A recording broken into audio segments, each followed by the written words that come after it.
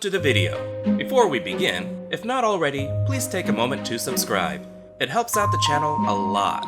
And click the bell icon to receive notifications when I upload. Comment your little heart out. And most of all, please enjoy. Now back to the video. High school can be rough. Kids can be cruel, parents just don't understand, and the entire time your body is changing into a sweaty, hairy, pimply monstrosity. You know what we all needed? Telekinesis. Brian DePalma's masterpiece isn't just a horror story, it's a haunting tale of an outcast young woman broken by the world around her and the catastrophic consequences of pushing someone too far. This'll have you seeing red. This is Carrie. Can't fight this either. Can't fight this either. The movie opens with what high school boys always pictured the girls' locker room would look like. Everyone is naked, showering together, enough bush to hide Danny Torrance. Not exactly a John Hughes movie, but showering alone is Carrie White, played by Sissy Spacek. But she gets her first period, and she starts bleeding. And looks like someone opted out of sex education because she has no idea why this is happening. Blood from her no-no place seems really bad, so she panics and begs for anyone for help. The girls are not very understanding and start chanting, plug it up," while pelting her with tampons and pads. She only needed one, girls. You know, it's just not Stephen King without some bullies. Miss Collins, the gym teacher, is Carrie's only defender and puts a stop to the blood sport. It's me, a bitch. In Carrie's anguish comes the first manifestation of her powers. Carrie does have another advocate, Sue, who feels bad for her. The principal lets Carrie go home so she can bleed anywhere but here. The principal is such a douchebag he can't be bothered to learn Carrie's name. We're all sorry about this incident, Cassie. It's Carrie. So her powers get even stronger. Baby Carrie. Hyperlori is Carrie's super religious, kinda crazy mother, and she's not happy about having to buy tampons now. What am I saying? A woman like that would never let Carrie use tampons. Too much like a d***. The monthly visitor is a curse and a sin in her mother's eyes. Kids these days, bleeding and stuff. If your friends bled once a month, would you? Just say no, kids. Mom locks Carrie in her prayer closet so she can think about what she's done. She prays to a... Can I make a joke here? Nightlight Jesus? Cyber Jesus? The Amityville Jesus? Jesus with laser eyes? You heard the cat. I'm done changing Jesus' light bulb. No more periods, okay? Yes, Mother. Carrie breaks a mirror with her mind and rips off the Psycho soundtrack. Miss Collins gives the girls who tormented Carrie PE detention, where they actually have to do PE. Anyone who refuses will be banned from the prom. Christine, played by Nancy Allen, is already bristling against the punishment, and soon she's the only one who resists enough to lose prom privileges. While the girls sweat it out, Carrie is in the library researching her new abilities. What kids can learn from Judy Blume and Goosebumps. Can I talk to you? I don't know, can you? You're never too young for dad jokes, kids. Feeling bad for Carrie, Sue asks her own boyfriend to take Carrie to the prom. And he eventually agrees because that's what greatest American heroes do. But no touchy. Christine has a plan to get even with Carrie, even though she's not the one who made her run laps. But she needs help from her toxic relationship boyfriend, Billy, played by John Travolta.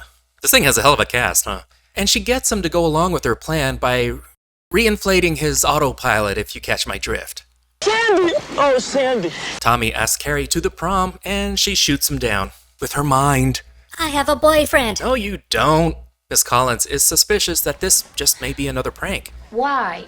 And Tommy does the rom-com thing and keeps asking until she says yes. Not the lesson here, kids. Look at this. Living in the moment, not a cell phone in sight, no social media, just a group of friends murdering a pig and stealing its blood. You know, it says a lot that they just didn't go with store-bought. Say hi, Loki. This is Loki, our 20-pound half Maine Coon.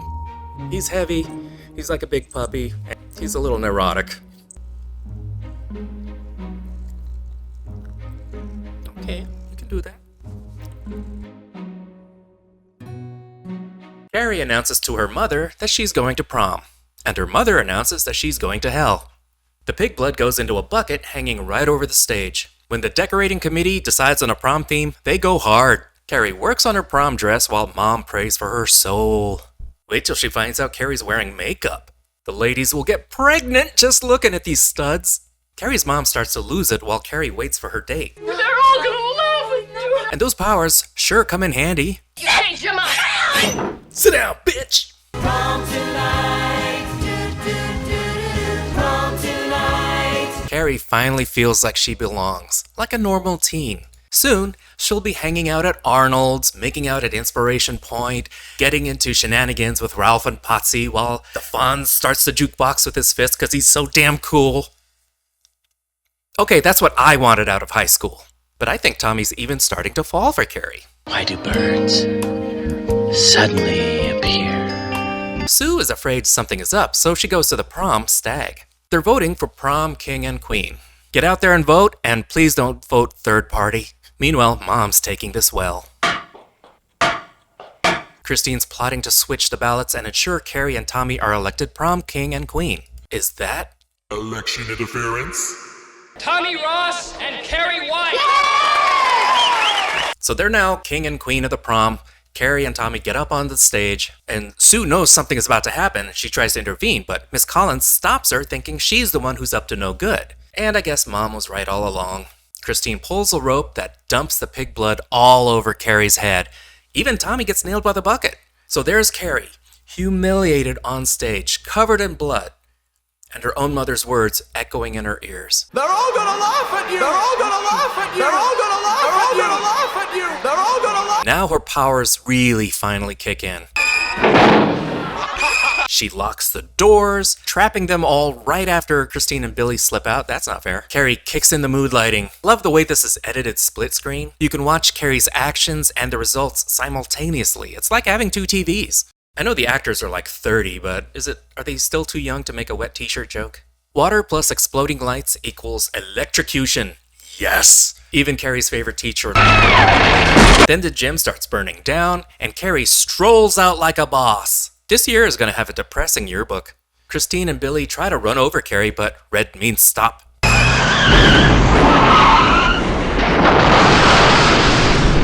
Carrie comes home to lit candles everywhere. Very romantic. Carrie takes a bath and washes the blood off. Not the worst thing a girl can get in her hair on prom night. Ow! Mom seems cool at first, and then she stabs Carrie in the back. And I told you so would have been just fine. She seems to be enjoying this a bit too much. But Carrie defends herself. Skewers Mom with like 20 knives. Even the cream cheese spreader. She dies weird.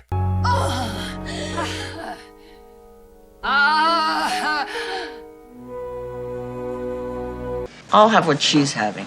Soak in that imagery, folks. Carrie's remorseful, and her powers bring the house down on their heads. Even Cyber Jesus is done for. Even though Sue survived prom.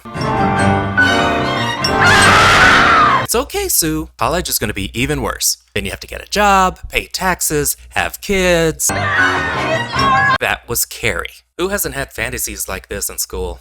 Sadly, some kids act out fantasies like this all too often these days. Carrie is a timeless exploration of isolation and revenge. A period piece, if you will. I'm sorry. The themes of bullying and abuse are very relatable.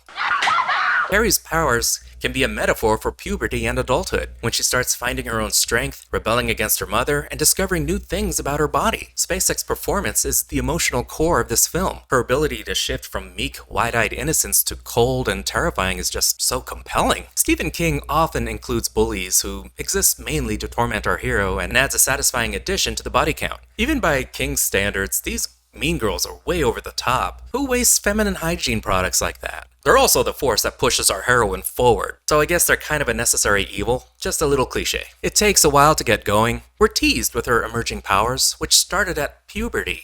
Is Carrie a mutant? Brian DePalma's unique cinematography is memorable and grounds the events and actions into the same space. The prom scene, memorable in a way that even the remakes didn't quite capture. Most of the movie plays like a normal teenage coming-of-age story, with an occasional reminder that this is a Stephen King story after all. The movie spends a lot of time with Carrie. You get more than just a top-down view. You're allowed to watch Carrie really get to know her and watch her get close to a normal life and then recoil as it's ripped away. It adds to the sympathy we feel for her, and that makes her revenge that much more meaningful. I don't condone her actions, but I understand. Carrie is 4Bs. A haunting and unforgettable film. Brian DePalma created a movie that is both horrifying and yet a tragic portrayal of a young woman pushed to her breaking point. I know it seems extreme since it's all a horror movie, but these emotions, this anger and rage and shame and fear, when you're that age, it's all very real. Thank you so much for watching. Like, subscribe, comment the bell, usual YouTube stuff. This is theNewBee, and I'll see you later, kids. Toodles.